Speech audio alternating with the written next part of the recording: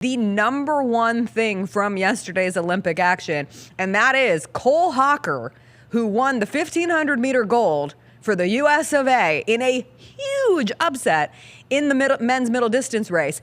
The NBC broadcast leading up to the men's 1,500 yesterday was all about these two racers who talk a whole lot of smack to each other. It felt like setting up.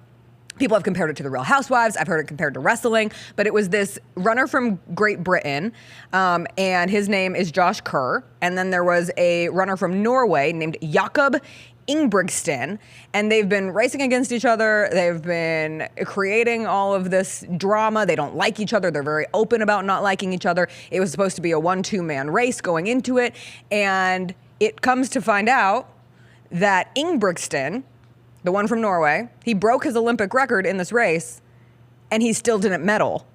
He did not medal, breaking his Olympic record because the race ended up being so tight. And this Cole Hocker, who left Oregon as a runner to go pro, signed with Nike, is on the U.S. men's track and field team, and he sets the new Olympic record, runs the men's 1,500 in 3 minutes, 27 seconds, and 65 hundredths of a second? Right?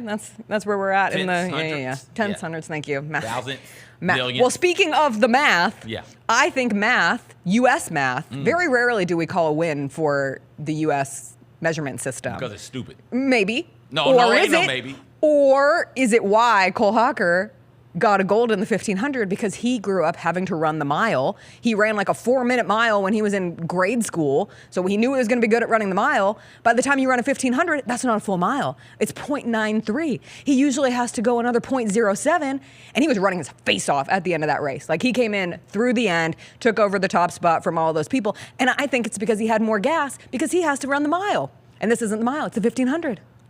Whenever he competes in track, he runs the 1,500. Whatever. Growing up, I think that little extra oomph at the end, little extra Listen, as in the somebody tank. who has had to do measurements, I would much rather the meter system. I would much rather the gram-kilogram system. Oh, no, it all makes sense now. We've been training our athletes.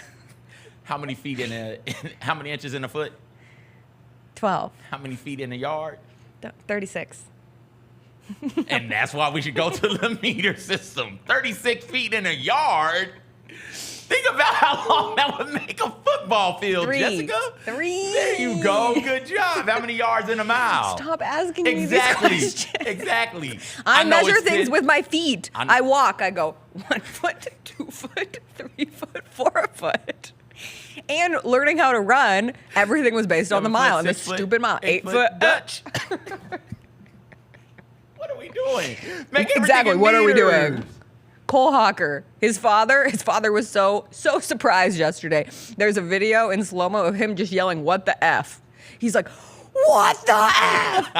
That's how I want to be as a parent. I want to be so wonderfully surprised that my child wins a gold medal, and I'm now putting a gold medal around my future child's neck, running a 1,500-meter race because I made them start running a mile when they were like 4, and so that became easier by the time they got to the 1,500. And I want to be seen in the stands yelling, "What the F?" over and over How and over again. surprised you must be as a parent I'd be shocked. to see your child win gold unexpectedly. Like, you're thinking, I would assume you're thinking, oh, great, we're going to go to Paris. We're going to hang out in France. We're going to see a bunch of cool Olympic events. We're going to get to see our child compete in the Olympics. And then we'll tell them, hey, no matter what happens, you're a winner in our eyes. Most people don't get to the Olympics. So be happy.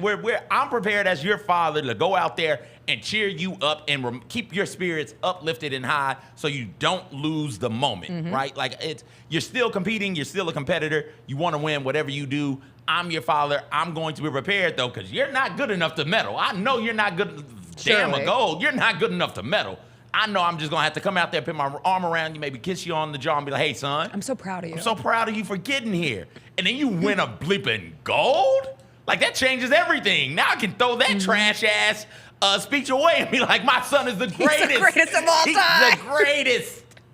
I get to hug a winner instead of a loser. All these parents are like, you can be anything you want to be. But on the inside, they're like, I really hope they don't take that seriously because they probably can't be anything they want to be, except for gold medal winners at the Olympics. The Jessica Benson Show with CJ Hart, live every weekday at 8 a.m.